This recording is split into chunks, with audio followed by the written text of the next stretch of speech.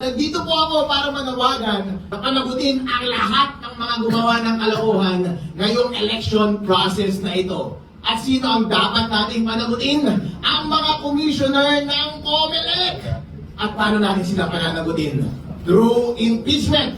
Anong sabi ng konstitusyon? Kapag binetray mo ang public trust, pwede kang ma-impeach. Paano binetray ng mga commissioner ng COMELEC ang public trust? Dalawa. Una, sabi ng batas, dapat simula pa lang linabas nyo na yung source code review report para makita namin kung yun mismo yung nakalagay sa makina. Pero kailan ninyo linabas? 2 araw bago mag-eleksyon. At nung nilabas ninyo, ano yung nandun sa source code review report? Version 3.4.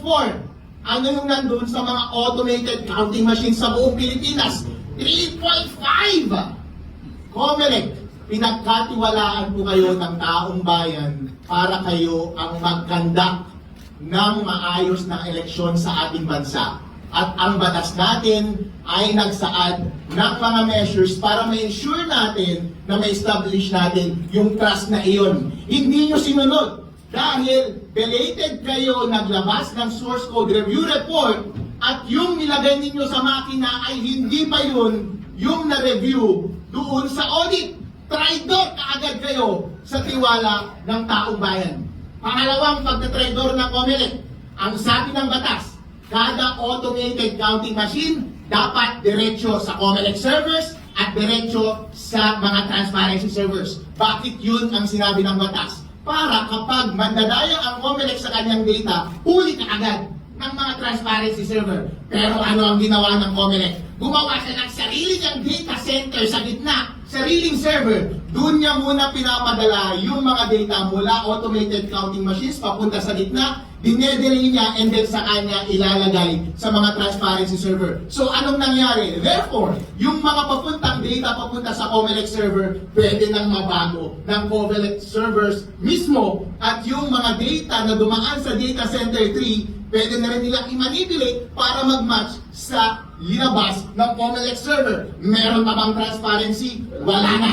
Yung tiwala ng taong bayan through that batas na dapat simultaneously mo in real time na i-upload sa COMELEC servers at sa transparency servers yung result ng bawat makina, tinaydor po ninyo. Kitang-kita po yan sa tagal ng pagsisend ng mga transmission on election day. Gaano po katagal yung transmission between independent and individual automated counting machines papunta sa mga transparency servers? Ilang oras, umabot pa ng madaling araw.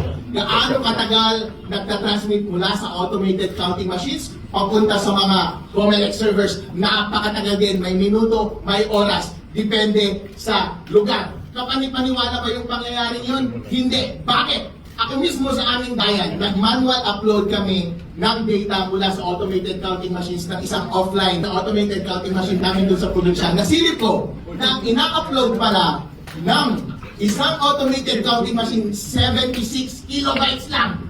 Napakaliit. Ang average speed ng mobile internet sa Pilipinas ay 35 megabytes per second. Doon sa munisipyo namin kung saan kami nagkakanbas noon, napakabilis ng internet. Ang pag-upload namin papunta pa lang sa COMELEC server, umabot ng minuto. Anong ibig sabihin nun? Meron silang ginagawang kalokohan sa gitna. Hindi yan problema ng signal, hindi yan problema ng network cables, hindi rin yan problema ng mga server computer kasi hindi ito 1990s, hindi ito 1980s. Kapag tumagal ng mas mahigit sa 1 minuto, mas mahigit sa 1 oras, kapag umabot hanggang madaling araw, ang dapat na umaabot lamang ng split second na transmission, meron silang ginagawang kalokohan sa gitna. Yung kalokohan sa gitna na yon, ang hinala ko po, hindi nga rin computer ang gumagawa. Kasi kung pre-program yan at computer ang nagmamanipulate sa gitna, kaya niya rin yan gawin in split second din. Pero ginawa nila ng napakaraming oras. Baka mano-mano nilang dinadaya yung pagproproseso ng mga boto habang transmission.